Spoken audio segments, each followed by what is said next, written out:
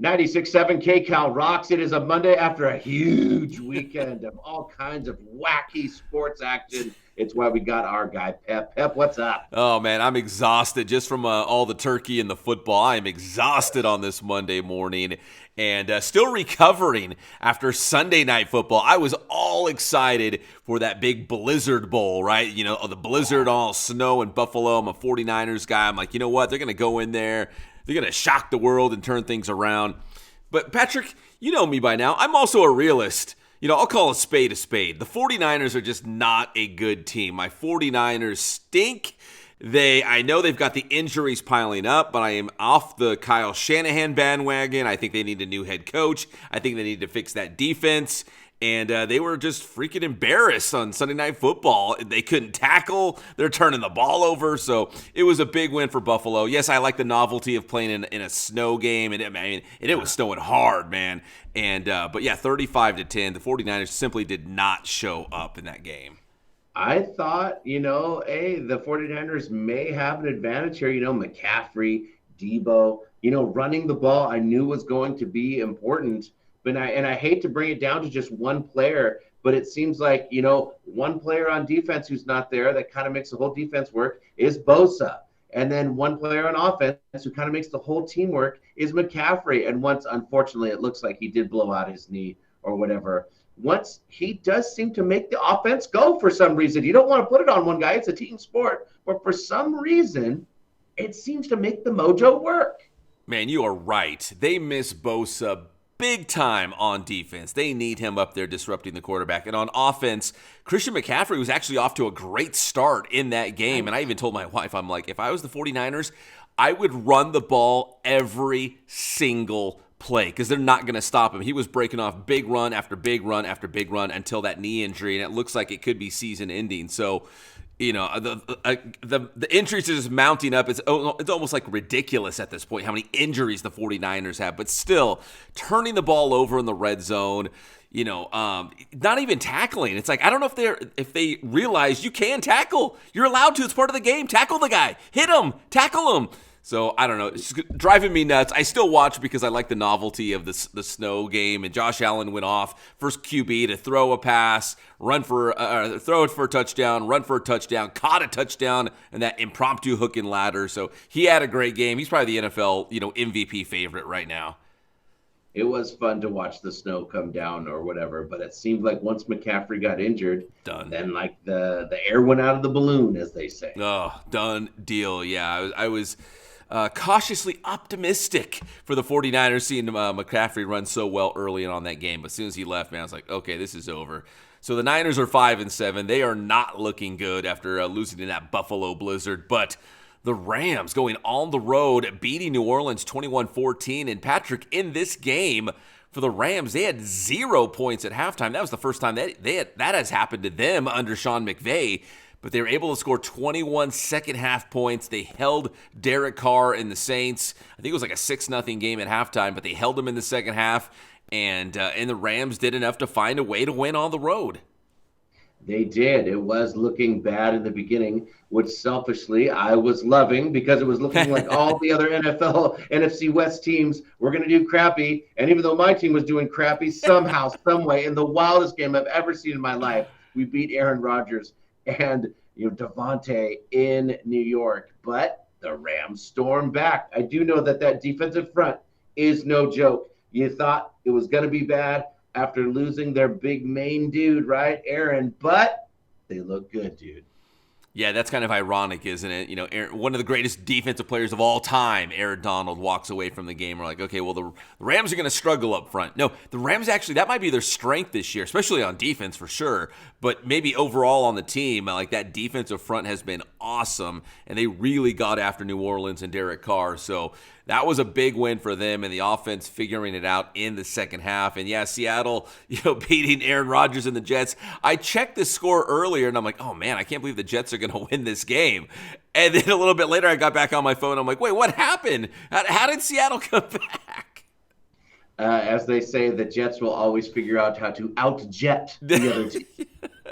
They sure did. They sure did. So big win for Seattle, and that race in the NFC West still up for grabs. Nobody seems to want to grab it and run away, and just take control. But that'll make it fun the last couple of weeks, I guess, of the regular season as we go through December and into January. I was screaming at the TV, both teams. I was like, talk about two stupid teams. Sounds like you were angry just like I was watching football over the weekend. Yes. Don't even get me started on Kansas City beating the Raiders on Black Friday. I won't even go there. I'm going to spare you guys that one because there's a big one coming up this week now. Chiefs taking on the Chargers. The Chargers are coming off a big win against the Atlanta Falcons, 17-13. They picked off Kirk Cousins 4 times in this game. Again, the Lightning Bolts defense is their calling card this season. And J.K. Dobbins, he looks like he may be out or whatever. That's kind of a serious injury. Yeah. They're saying he's going to miss significant time, so that can be an issue. But you're right. The D did terrorize Cousins, who looked awful. Even some Michael Penix talk is being thrown around.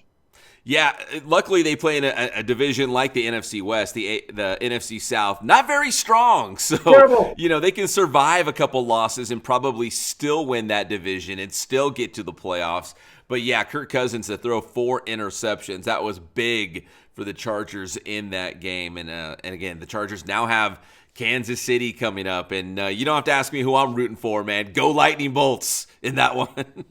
Right. And then just a sidebar, that does go to show you, how damaging interceptions can be and also how good the Detroit Lions are with, Jared Goff throwing 5 interceptions and they still won. Yeah, that was crazy as well, right?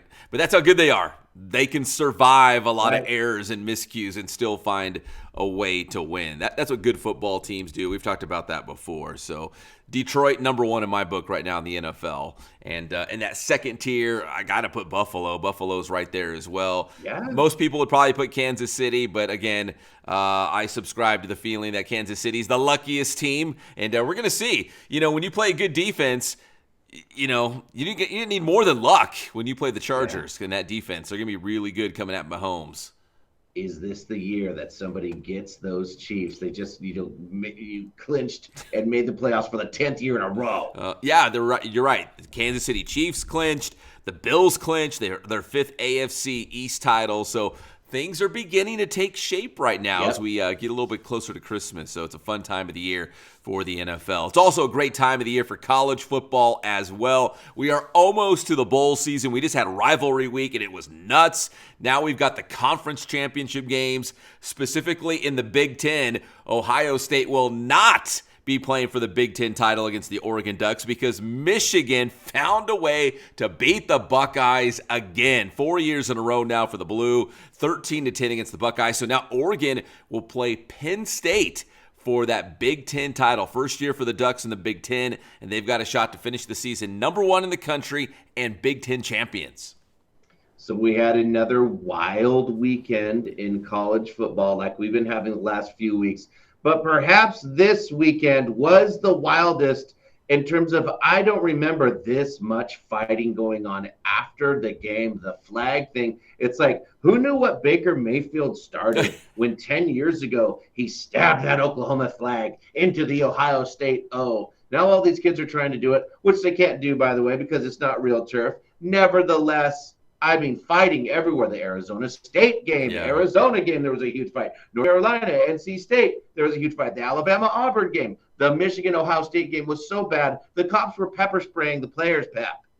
Yeah, I think each team got fined like $100,000 as well. That the Arizona State game, I think the mascots were even fighting in that one. Like, I don't know. It's almost like the coaches. They probably preface the game plan and say, listen, also assuming we win this game, do not go crazy. We still have more games after this game.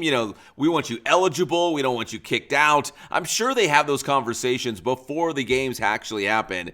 But yeah, in that moment when it's a big rivalry game and there's a lot on the line, especially that Michigan-Ohio State game, which is probably the biggest rivalry game in all of college football. I know, I get it, man. That's a huge win, but you've got to have some self-control. I blame both teams when it comes to Ohio State and Michigan and in all the fights. I wish the coaches would step up. There's the video going viral where Ryan Day is just standing there and doing absolutely nothing, not trying to calm his players down at all. On the other side, you have, Mr. Moore blowing kisses to the crowd. He was not trying to calm down the situation in any way, shape, or form. That's where I give credit to Sarkisian, the coach of Texas, who chilled it out and said, hey, we don't do that. And he actually brought it down a notch. I give him a lot of credit for that. Yeah, Ryan Day at Ohio State was probably just shell-shocked. Like, did we just lose again to Michigan? Yeah. But yeah, and speaking of Sarkisian and Texas, they beat Texas A&M. Texas will play Georgia for the SEC title. This is the first year for the Longhorns in the SEC, and they might win the conference championship as well. So that has a lot to do, those championship games, with what happens in this playoff. So again, it'll be another exciting week tomorrow when it rolls out the new lineup. We get to see it. It's kind of cool, man. I really look forward to every Tuesday to see what it's going to be. I'm loving every minute of the playoff, and it'll be another exciting week of what's going to happen. And then something's going to happen after that. And that's why we have our guy, Pep. Pep, tell me how to get your stuff. Hey, get my stuff anytime at Inland Sports. You can find Inland Sports on Instagram, Twitter, also on Facebook a little bit. But we go big time on Inland Sports YouTube. You're already hanging out on YouTube, so come find us. Just search Inland Sports. Thanks, Pep.